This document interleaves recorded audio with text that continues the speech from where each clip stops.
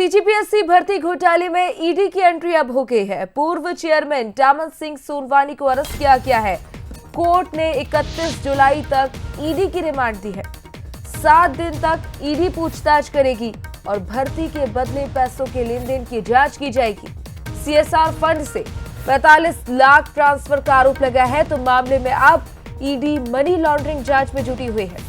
भर्ती में गड़बड़ी, रिश्तेदारों को नौकरी दिलाने का आरोप लगा था और इस पूरे मामले में अब ईडी की एंट्री हो गई है और ईडी जांच करेगी।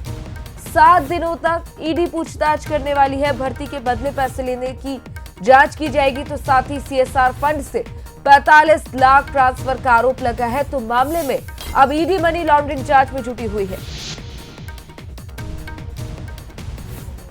तो सीजीपीएससी भर्ती घोटाले में अब ईडी की एंट्री हो गई है। बड़ी खबर यह है, पूर्व चेयरमैन टामन सिंह सोनवानी को अरेस्ट किया गया है, जिससे ईडी अब पूछताछ करेगी। 7 दिनों तक ईडी रिमांड पर रहेंगे और भर्ती के बदले पैसों के लेन देन की जांच की जाएगी। बता दें कि भर्ती में गड़बड़ी की गई, यहां तक कि रिश्तेदारों को नौकरी दिलाने का भी आरोप लगा है।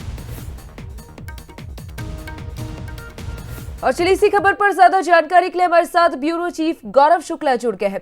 गौरव, अब इस पूरे मामले में ईडी की एंट्री हो गई है। 7 दिन तक ईडी पूछताछ करेगी। कई बड़े आरोप लगे हैं, क्या कुछ हो सकता है इस पूरे मामले में?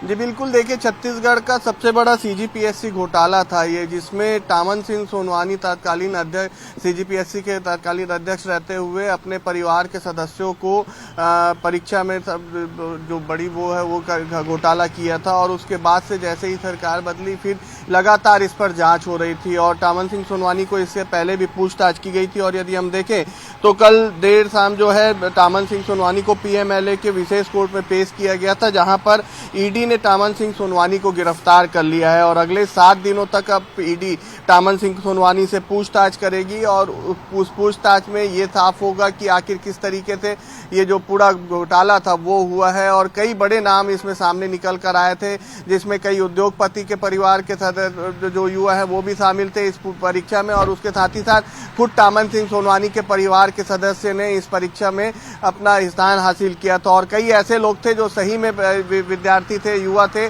जो अपनी मेहनत से इस पूरी परीक्षा को पास किए थे, उनका रैंक नहीं लग पाया था। तो कहीं ना कहीं इसमें एक बड़ा आक्रोश जो था वो युवाओं में था, प्रदेश की जनता में था। और इसके बाद अब जब ईडी ने इस पूरे मामले को अपने हाथों में लिया है, तो आने वाले समय में कई बड़े खुलासे इसमें हो सकते हैं, क्योंकि जीरो टॉलरेंस को लेकर छत्तीसगढ़ सरकार काम कर रही है। और लगातार इस तरीके के जो घोटाले हुए थे, बड़े घोटाले पिछली सरकार के दौरान, उसकी जांच वो अलग अलग जांच एजेंसियों से करा रही है।